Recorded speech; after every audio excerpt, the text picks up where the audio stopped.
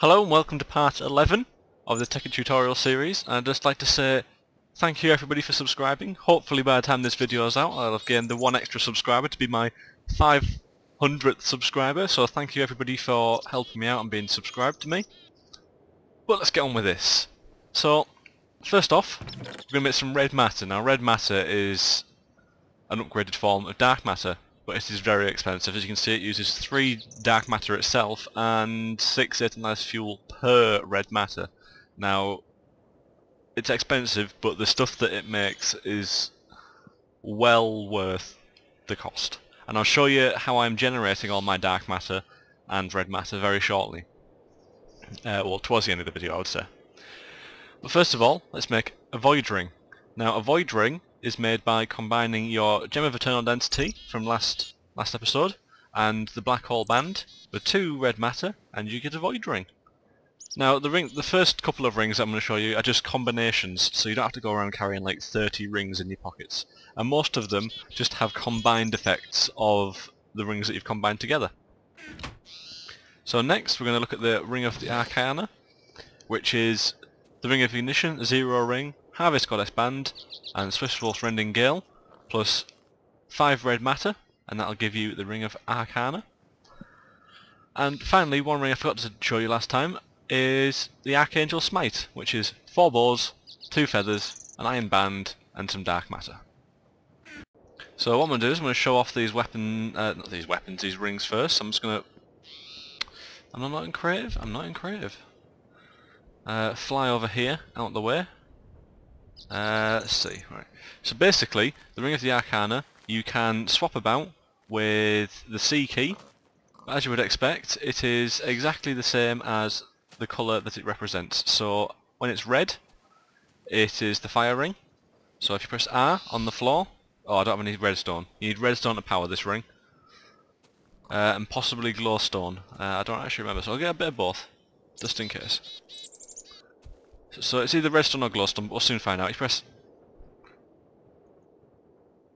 What? Ah, there we go, right. If it's blue, it's the icy one. And if you press G, it'll turn things to ice. Right-clicking throws snowballs, so die over there, chicken. And we'll turn that off. The next colour... let's get to red. Red is if you right-click, it should... There we go. It's actually pressing R will set the fire off. Now this fire seems to be quite a lot different to usual fire, as it spreads incredibly quickly. So I'll just leave that to burn out. But if you press C again, you'll go to Swift Wolf's Rending Gale, which shoots the tornadoes, which are incredibly fun if you can actually hit anything with them. Fly, pig! This is what I forgot to show you last time, is this. And it will die, and if you double tap you'll fly with it obviously, but I've got it coming creative mode so it won't work. Also if you press G, it will turn on, and if you get some, say, eggs, not those eggs, we'll get some zombie eggs, and we'll make it nighttime so they don't die. And it's on peaceful I think, so we won't actually get any. 1 second. So as you can see here, I have a couple of zombies, and as you notice, when I spawn them, they instantly get pushed away. Now this is the upside to Swift Wolf's Rending Gale, is it'll push enemies away from you. Let's make it back to daytime because they're quite loud. What we can do is we can get the ring out, and we can just...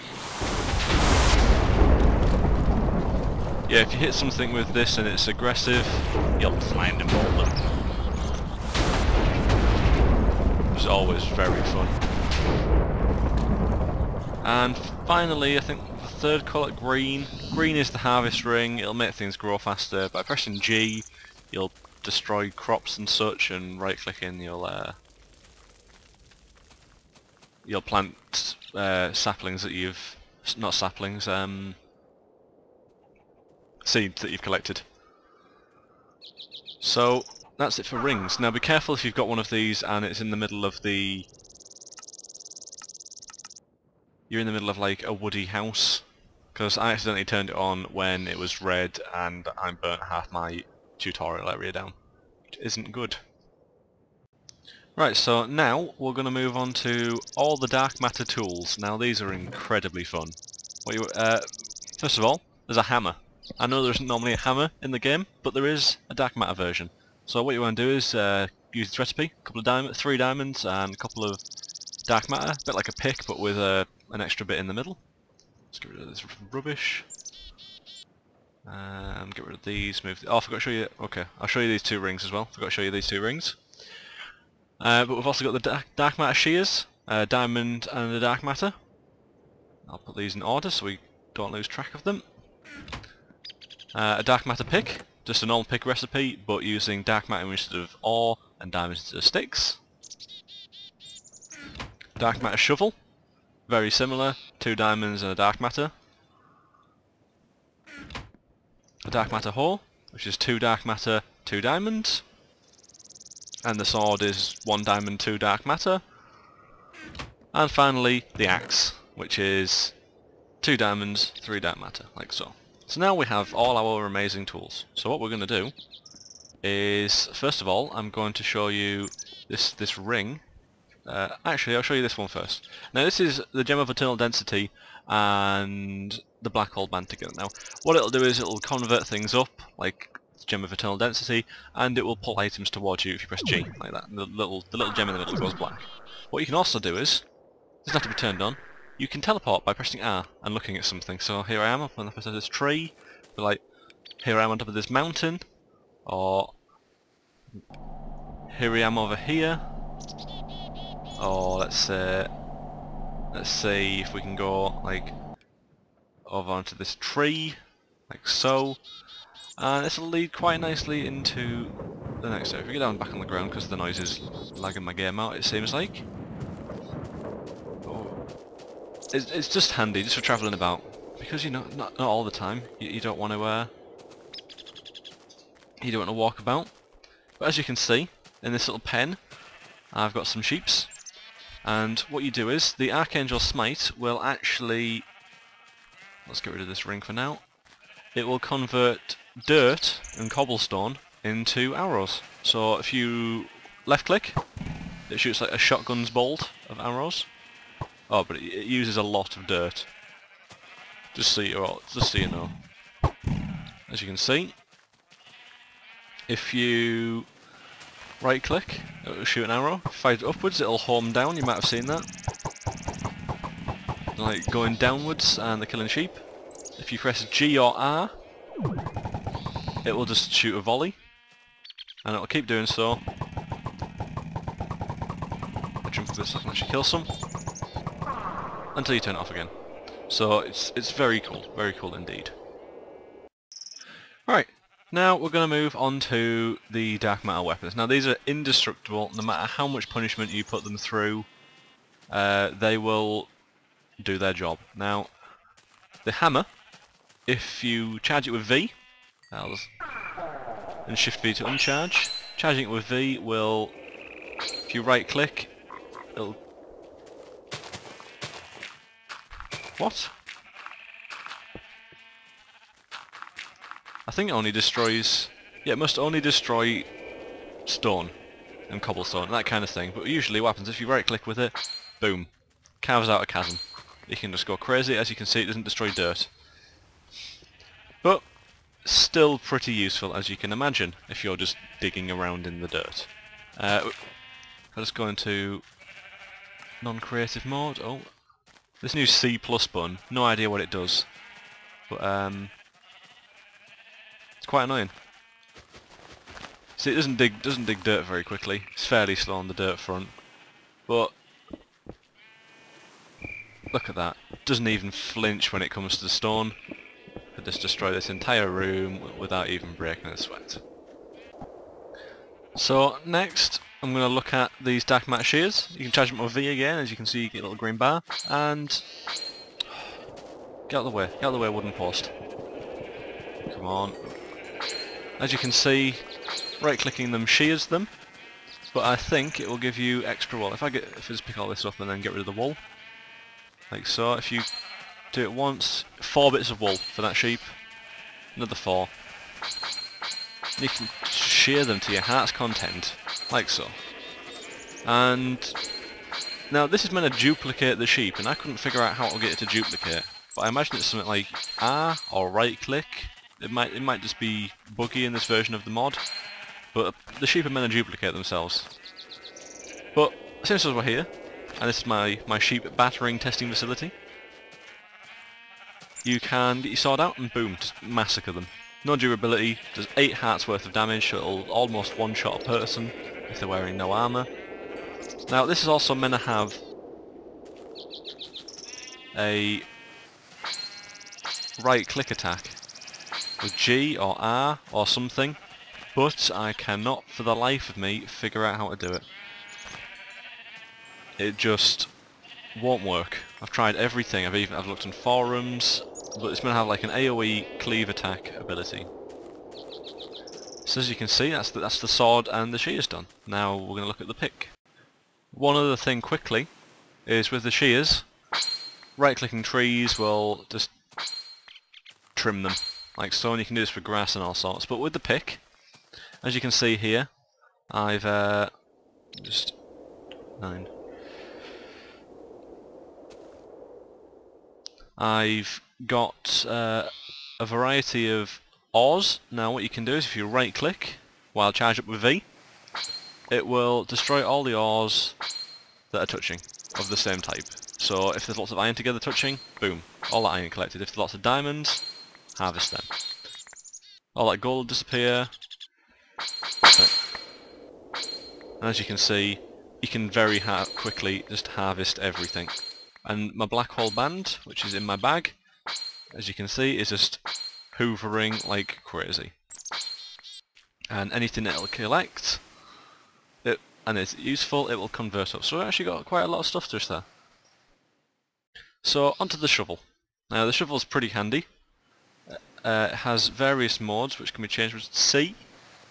So you've got a standard one tools thing, which digs a square like so, and then you've got 3 tall short mode, which will, if I dig down 1 more square, you see if I dig this middle one, the one above it and below it will disappear. If you press C again, it'll do wide shot, so left and right of it will disappear, and a long shot is like this. If I dig this one here, it'll dig it horizontally 3 that way, and it's just pretty fast in general.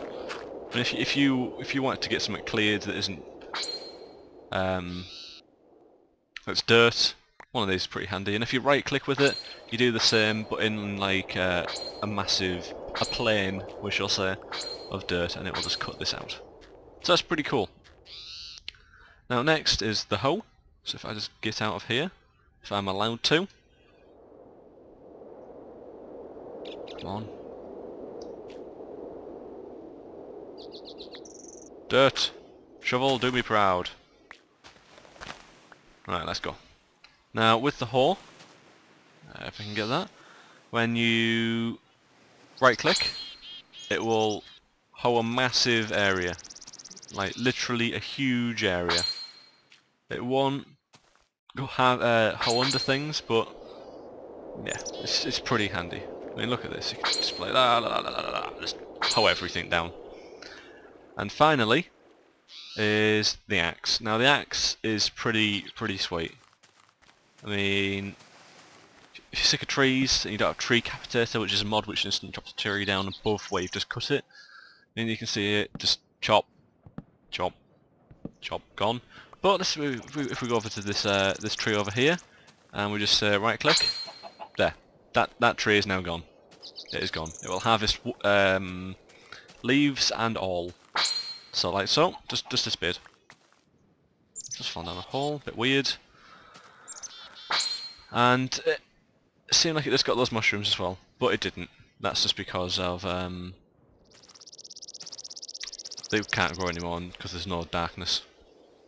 So if I just make it daytime again, and then I'll show you how I'm making all this dark matter. Now, a couple of episodes ago, I made an energy collector flower underneath my magic house. Just the one of them.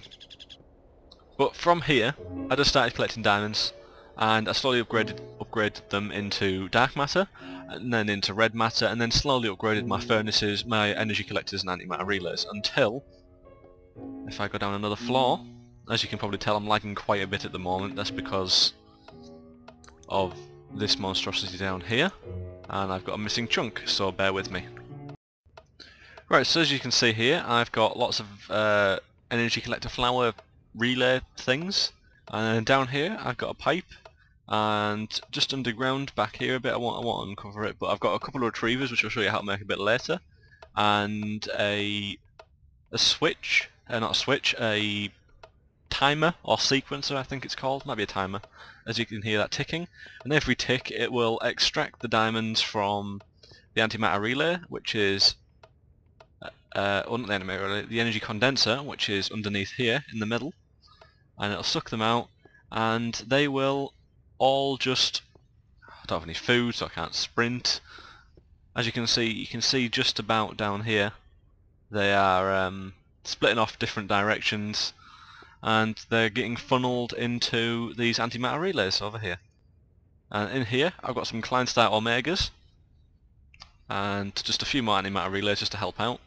Now this one's full, and if you look at this one, you'll see every now and again this little bit of fire will blip up, and you'll see some numbers go in, and then the numbers will instantly funnel out.